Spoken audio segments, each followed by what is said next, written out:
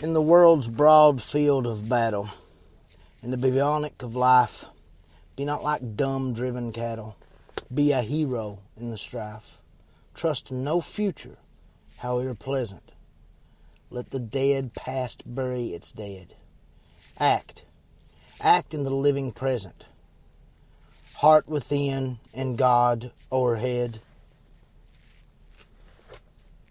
That's Longfellow from A Psalm of Life. That's one way to look at approaching the present, approaching life, approaching tomorrow. It's an optimistic outlook, but it's an outlook that sees the pitfalls of today, looks at the travesties of the past, but do not let them define today, and do not let them create tomorrow.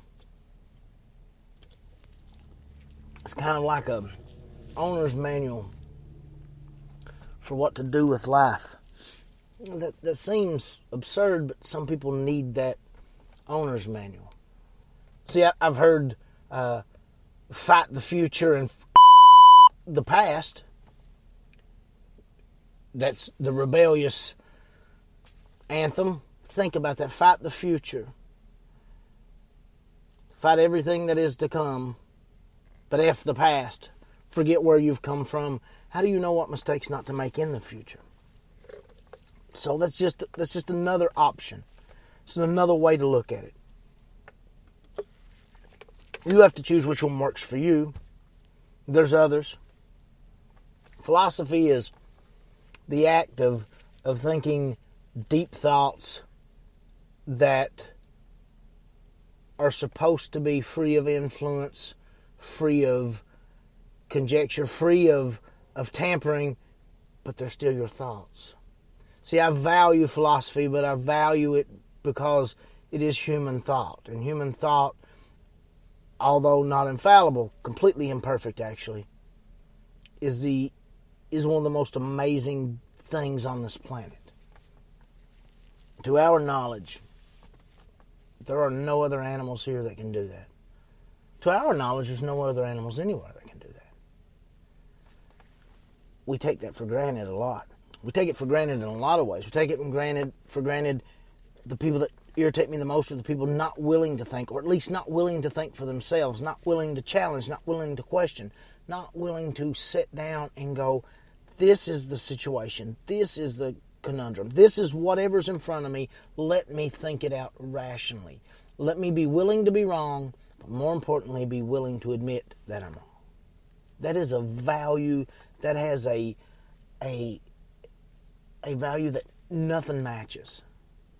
The ability to think and realize that you're wrong. There's people that the sky's always falling. It's always the end. Sometimes it seems like that's the masses. You know, we break the world up into these different time measurements. Let's do AD, and we're at 2020 at that point. The world's been ending for over 2020 years. Every generation, every civilization, every people so willing for the world to end. Our oldest documentations, the majority of our stories of great calamity and great destruction and rebirth. We're a race never satisfied with who and what we are, constantly yearning to blow it all up and start again. It's evident in every facet of our art. And the more we progress and the more art changes, the more it stays the same. What you need is someone strong to guide you. Trust in me. That could be from any ancient biblical text. Or it could be from a Tool song. It could be the words of Maynard James Keenan. Deaf and blind and dumb. What you need is someone strong to guide you. It's not the only option. It's not a rational option, but it seems to be the option that most people take. Because herd mentality is easier. And it is easier to let someone else make those hard decisions for you. Let someone else base your beliefs off of their doctrine. It's amazing, some of the most corrupt people in the history of the world, some of the most corrupt practices and religions gain the highest group of followers, often with leaders who don't believe the rhetoric they're spitting. If that rhetoric promises you something you don't deserve, something you haven't earned, a greater place after this life with streets of gold, what value that would have in death, I have no idea. A place where only the best of people go. You know you don't deserve that. You know you didn't earn that. You know you didn't work for that. But there's a way to get there without having to work for it, without having to earn it, without having to do the hard things. Just ask for it. Give in to it. Give in to the belief. Give in to the doctrine. And we'll put you there. We'll put you in your mansion in the sky that you didn't earn. Just help me say the sky is falling. Help me say the end is near. Help me say there is no hope. Because hopeless people don't stand up for things. Hopeless people don't fight. Hopeless people become cattle.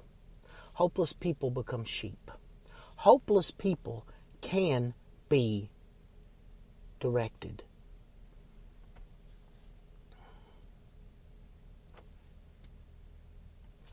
Smite the shepherd, and the sheep will follow. Don't go looking for that in ancient Mesopotamian text. Don't go looking for that in Coptic Gospels. You'll not find it in the Gospel of Thomas or the Gospel of Judas. Maybe look to the Lamb of God. You could find that there.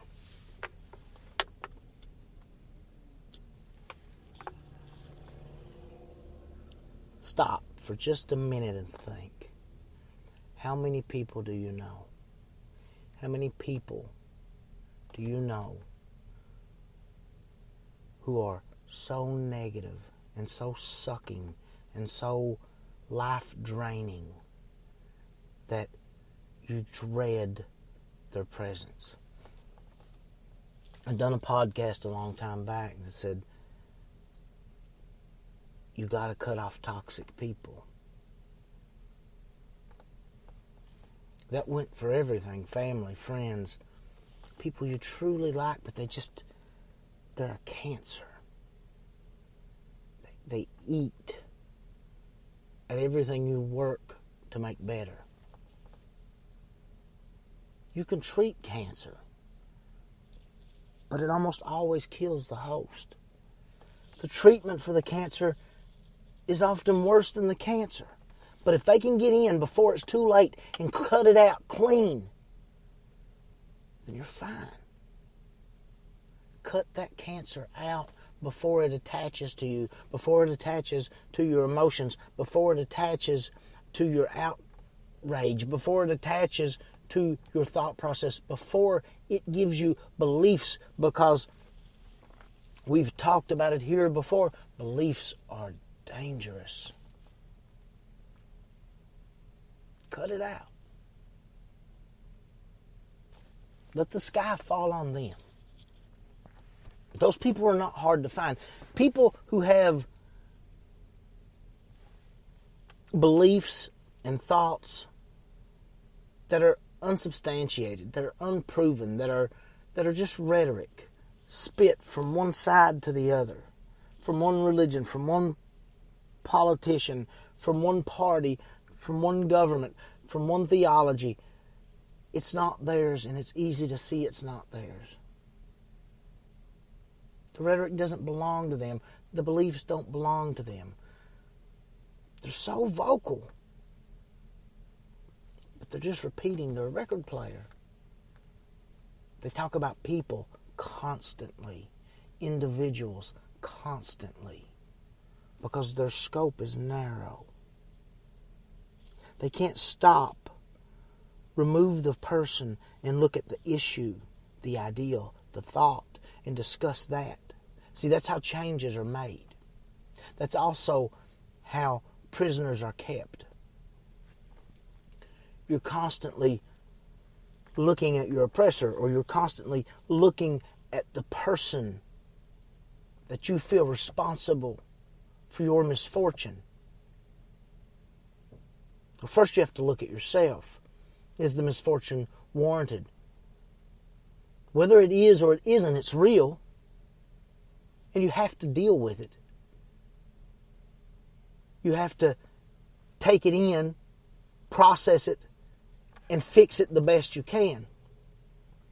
But then if you concentrate on that person, on that leader, on that priest, on that pope, on that preacher, on that governor, on that president, on that neighbor that's head of the neighborhood committee, if you concentrate on that person,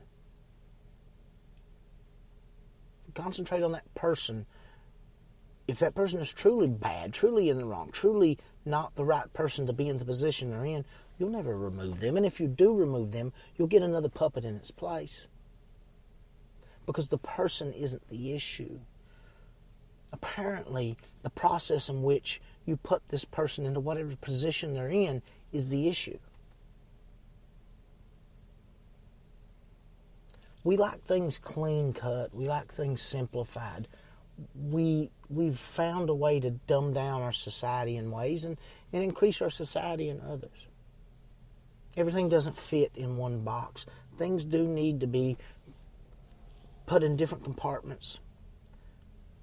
Things need to be looked at separately. Issues, thoughts. And they need to be based on some level of emotion. You can't take out emotion, because emotion does help fuel great things. It is part of your decision-making process. You just can't let it be the full part of the process. You have to take out doctrine and things handed down to you and taught to you that can't be proven, but that are the beliefs of someone else. Before you seriously examine a doctrine, look at how you see it. Then once you have an idea on how you personally feel about it, your emotional attachment to it, then from there, you make the transition to a informed opinion on it. Look at the numbers. The numbers can be made to say anything people want them to say. But numbers can also be looked at rationally and objectively. Understand the parameters by which statistics are given to you. Look at the situation as a whole. And don't always take statistics as black and white, because even though they're math, even though they're numbers, they are fallible, they can be wrong, they can be skewed. Look at everything as if it's gray. Then you can look at that doctrine, then you can look at that belief structure, and you can look at it objectively with your own preconceived, I'm saying that, preconceived ideal on where you stand. Then the moment you've firmly established this preconceived belief, then you've looked at this doctrine, then you must instantly question yourself. Question that what you believe is wrong, and try to disprove what you believe with everything in you. If you can't disprove it, and you're truly being objective, then chances are you probably need to stick with that belief structure for a while. But if you just can't prove undoubtedly, or bring yourself to a real belief undoubtedly, one way or the other, then you're just jerking yourself around. It can't be a real belief. It can't be, because beliefs are dangerous. It can't be a real conclusion. You can't be definitive about something. But don't ever be so deathly definitive about something that there's no room for change. Room for error is a constant thing. Everyone wants to talk about room for error, room for error. There's a reason. It's very, very important to have room for error. It's to say that we are constantly changing, shifting. Jordan Peterson, rule number 4. Compare yourself to who you were yesterday, not to who someone else is today. That belief structure that you build throughout life is either tainted, is either optimistic, is either pessimistic. It's based on what you put in it. It's based on what other people put in it. If everyone around you is always down and out, if everyone around you is always down on your luck, if everyone around you always has an excuse, if everyone around you always says the sky is falling, then one of two things happen. You start watching for the damn sky to fall, or you say, hold on a minute. There's a cancer here. Cut it out. Don't cut out other opinions to the point that you isolate yourself into an echo chamber, because then you've become everything you're working so hard to not be. And you become so voluntarily. And it makes the transition easier.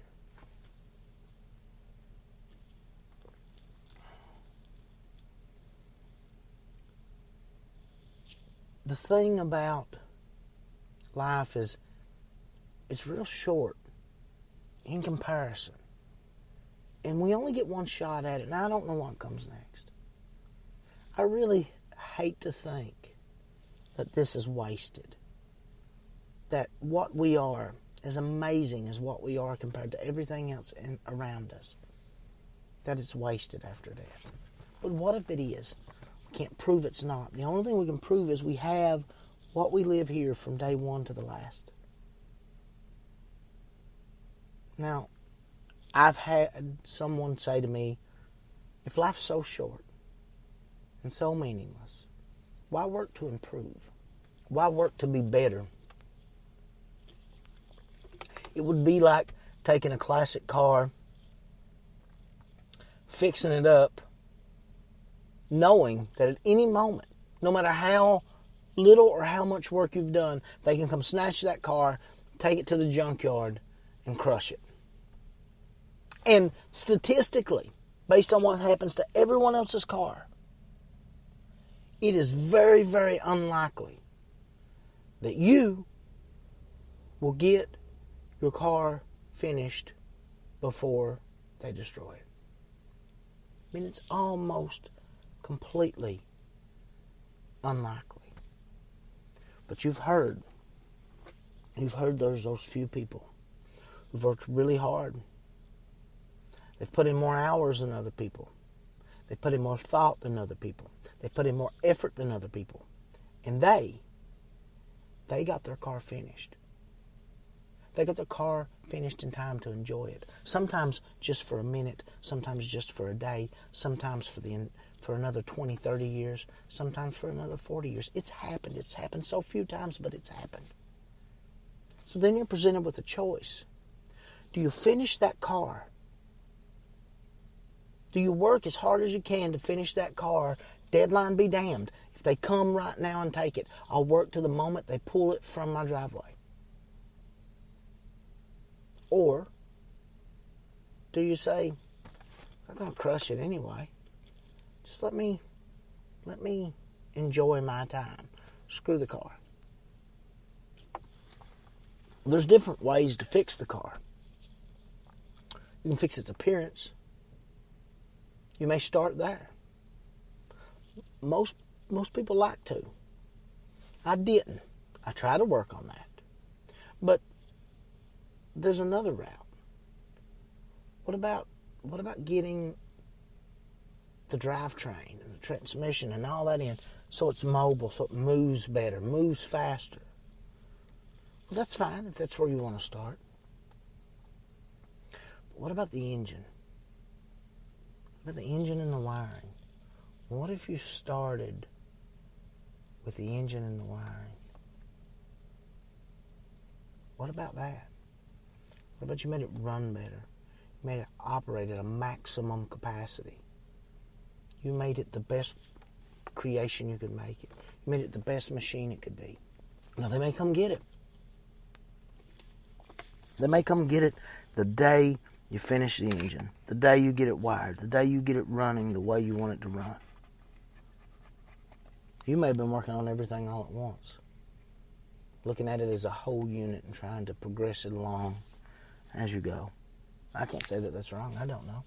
I don't fix cars.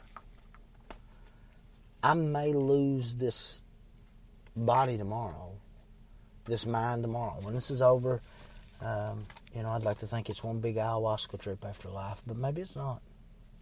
Maybe when it's over, it's final. This is it. And if that is, then I've wasted a lot of days not working on the vessel.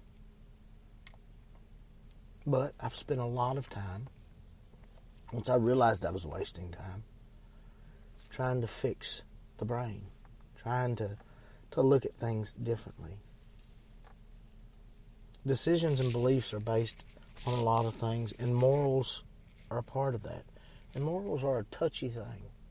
They're weird. I don't really like the word. I don't really like the ideology of morals, as it were, but we're simple in regards that all of us should know the basics. Don't take life unless it's necessary. And I say that just because I don't know the situations that everybody's in. I can't say. I can't say that it's not necessarily. It's hard for me to believe that it is. It's hard for me to believe that we should ever have to take human life. But some people put us in situations we don't want to be in. We know that we should be good to each other, but nobody wants to be the person that does the good first. I used to be like that. Why scratch your back if you refuse to scratch mine? I want you to scratch mine first. I want to know that I'm getting my back scratched for sure before I scratch your back. How do I know I can trust you? What value do you have? You have the value that I give you.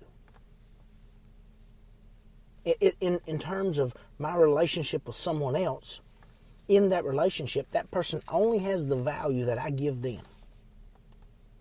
If I give them respect and I give unselfishly to them and I do well to them, then in that relationship, to me, that person has value.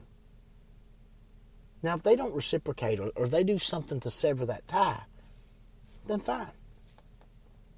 I was wrong. But if I don't make that first step, how can I expect them to make that first step? No one ever wants to be the good guy first. They want to be the good guy in the end, and they want to maintain their own personal safety in that. They don't want to put themselves out there and take a chance. Because that's dangerous. It could lead to dissatisfaction. It could lead to getting burnt. Nobody wants to get burnt. If you have to burn someone to save yourself, you will, but nobody wants to get burnt. There's different ways to approach things, and I could be wrong. This is not me telling you how to live your life. This is not me telling you that I am always right and that I am infallible and that if you'll listen to me, your life will get better, because I don't know that. I don't. I wouldn't want you to believe that if I did know that. That would be something you'd have to learn on your own. And I'm so far from perfect. I'm so bad in so many ways. But there's an effort there. There's an attempt there to try to be and do better. You can't ask for much more than that. I don't think. The easiest way for me to do that was not isolation, but was mitigating and controlling the input. No social media. It's designed to sway you. It's built to change you. And it does. And I keep trying to let it back in. I keep trying to be strong enough myself to avoid the influence. And I'm not. So the responsible thing to do is to cut it out. Is to take it away. And that's what I have to do. The news is biased. And the news is fake. And that is a real statement. It's proven. If Grammy thinks that MSNBC is real, there's not a lot you're going to do to change her. She's lived that way her whole life. I don't know what to tell you. If Gramps believes that Fox News was sent here by the good Lord himself, Gramps dies a fool. I don't know what to tell you. If you believe that CNN has value and actual reporting, I would say look at the Cuomo story. Him coming out of his basement, seeing his family for the first time. It's not even that you can't prove they lie. It's that people are so indoctrinated and so in love with the ideal of belonging because these people echo the rhetoric that their chosen group, whichever side it may be, spits at them constantly. Then a guy comes along that nobody really likes. Well, I guess a lot of people liked him because they voted for him, but a guy that just really screws up everything, and then he says the media's fake. And then instantly the media has credibility again, and it's preposterous, and it's amazing. But that's part of the cancer I had to cut out. I had to cut mainstream media out. And then you say, well, how do you survive being uninformed? A lot of things I don't need to know about. But the things I do, there are places you can find them. You're always going to have bias. Every person's built to be biased. That's the way we've created ourselves. Years and years and years of indoctrination make us that way. I'm that way. The fight is to try to change that, to try to correct that. The challenge is to truly try to be moderate. And I try that with everything in me. I try that. But I look and I find news and I look at news. And I'll tell you what usually makes for a good first step. A good first step is looking for the most important issues, the issues that are covered everywhere. If you find a source and you can see the bias in that source, because there will be bias, look at that same information from another source. Not from 24-hour opinion-driven propaganda machines, but from sources that at least, even if it's not real, put forth the effort to make it appear as though they're reporting on an issue and a topic and not sharing political rhetoric. Look at it from opposed, because there will always be an opposing view. And that's hard to find. You won't find it everywhere. And censorship's getting hard. YouTube is getting ready to get rid of anything involving COVID-19 that is not endorsed by the World Health Organization. The World Health Organization has proven they know no more than anyone else during this. They give very bad information during this, and that they're in China's pockets. I don't really care what the World Health Organization has to say. They would be probably the last place I would go. I would trust our CDC more. That may be ignorant, but I would. I would trust experts who have been in the front lines, who have looked at things and ran tests. I would trust that more than I would an organization propped up by and ran by people who don't have other people's best interest at hand. So I have to cut that out. And then once I found those important things that I need to look at, my second step of researching news for a day is looking for the good. Looking for the feel-good stories, looking for the happy stories. And that's what I want to end on. That's the last bit of news I want to get for that day, or the good. Because, see, there's a lot more good that happens in a day than bad. But it just doesn't sell. We love to watch things die from a good, safe distance, as Maynard James Keenan said. We love to watch things die from a good, safe distance. Once I took out social media, which social media wasn't very prevalent. I was a very late bloomer to social media. You can go back and listen to the social media podcasts I made and kind of get that story. Once I eliminated social media for the first time, and I eliminated the news, which I never went back to, we got rid of TV in our household. That's not to say we don't watch TV. I probably watch more shows than I should, definitely more documentaries than I should, and I watch a lot of movies. But we went to only streaming services. It meant that I was able to cut out advertising for the most part, which is a big issue. And I was able to cut out a lot of outside influence. Now, you have to replace that or you get in that echo chamber that I was talking about. But you have to replace it with responsible sources. That helped. I had a shift in political beliefs, a huge shift in political beliefs. I had a shift in theology and religious belief. I had a shift in scientific belief. I had to seek things a lot harder. When I found information and I researched something, I had to work for it. It wasn't brought to me and handed to me on a silver platter by network execs programming to feed me something. I had to find it. That made a huge difference for me. And that changed my thought process all around.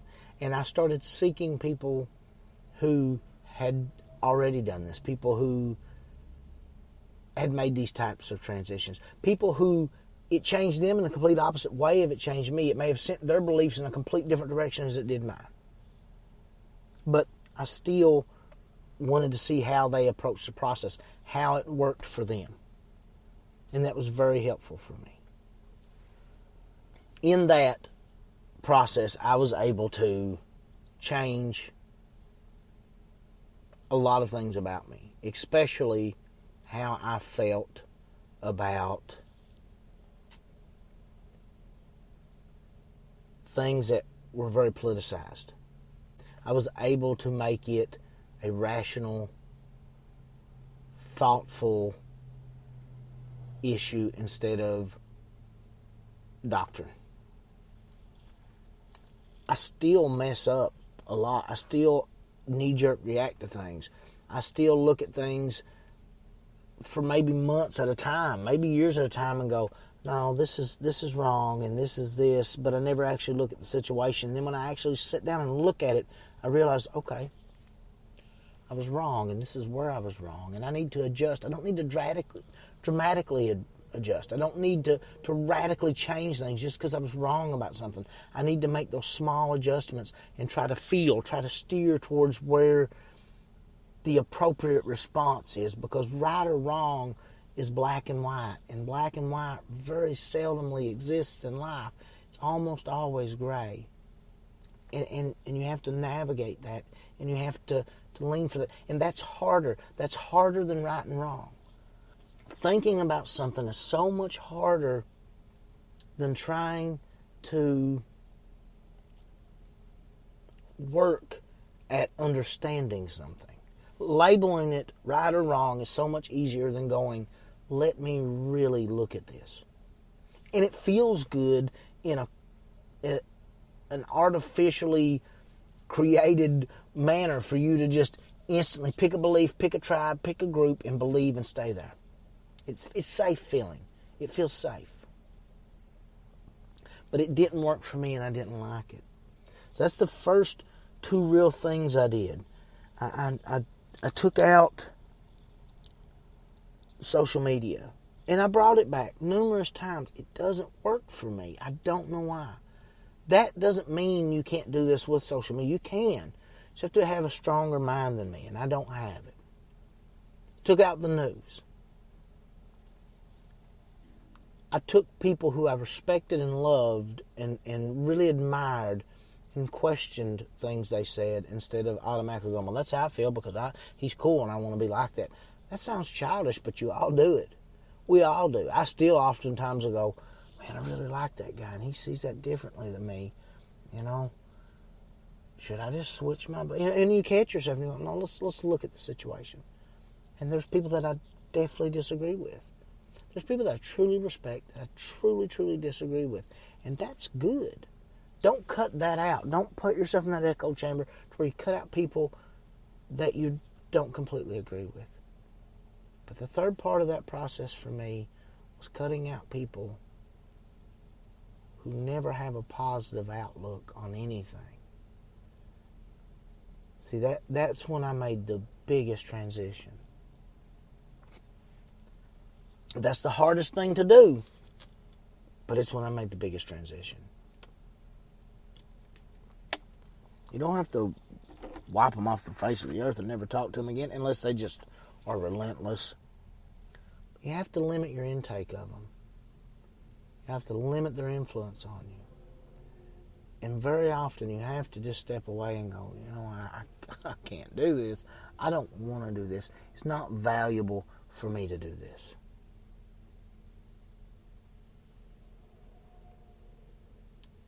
Somebody that just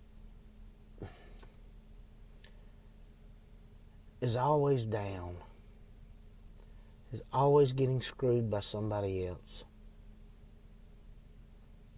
Well, that's life. I mean, to be honest with you, a lot of us are always down. A lot of us are always getting screwed by somebody. But there's always the opportunity to work out, to get outside of that. You may fail, but you have to make the attempt. And people can look at you and tell if you've made the attempt. If you've made the attempt to do better. If you've made the attempt to be better. Because it is 100 times easier to just complain, accept it, and blame someone else. I know, because I did it. I did it for a really long time. I made myself hate a great job. That's not what I wanted to do. I wanted to be a writer and a podcaster, and I wanted to go speak to audiences, and I wanted to be something that I didn't work hard enough at being when I was younger. But also, I defined doing those things with a certain type of success, and that only if I was successful was I actually doing those things. I made myself hate everything about my life. And I made myself chase things that I didn't want to chase. I've been really well off financially, and I've been really poor financially. At that time, I was the same person on both ends of that spectrum. Unhappy and disappointed. I had to make changes and shifts.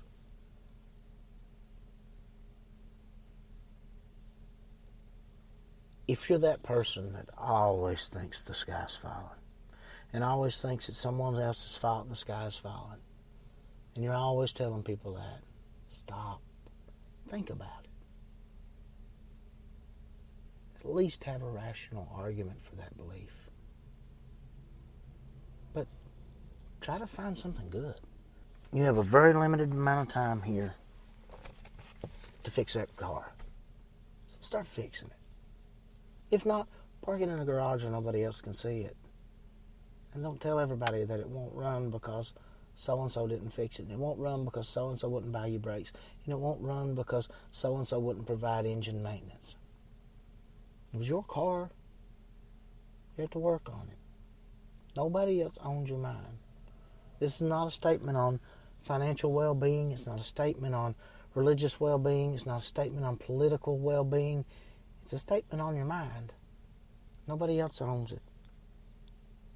I opened with Longfellow, a psalm of life.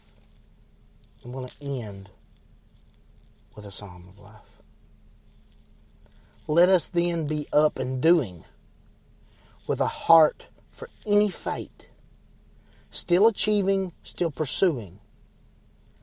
Learn to labor and to wait.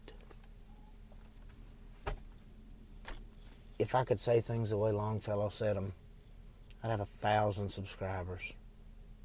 1,000,000 subscribers. But I can't. Like this, please share it. I like having people to talk to. Please, send your opinions. Am I a moron? Was that 40 minutes wasted of your life and send stuff for the mailbag? I believe 90% of you are good. You may only be 50% good. I may not even be that. But I believe we keep working on these cars. We can have a great, great automobile to share with the world. Not a car show car. If you're working on that car, oh man, they look great on the outside. It's the undercarriage that's usually mistreated and lackluster. I don't know. Could be way off base, but I walked 8 miles. Ran a little bit of it, walked a little bit of it, trying to get back. That helps better my brain. It helps my body, but it helps better my brain. And these thoughts went through my head the whole time I was walking today. And it impacted me. And I hope it impacts somebody else. Because I really do appreciate all of you. And I appreciate people that listen. I appreciate people that disagree. I appreciate people that do agree. I appreciate people in general. People aren't as bad as other people want them to be. If we were that bad, crime rates wouldn't go down, murder rates wouldn't go down. Laws don't stop people from being bad. People stop people from being bad. Compassion stops people from being bad.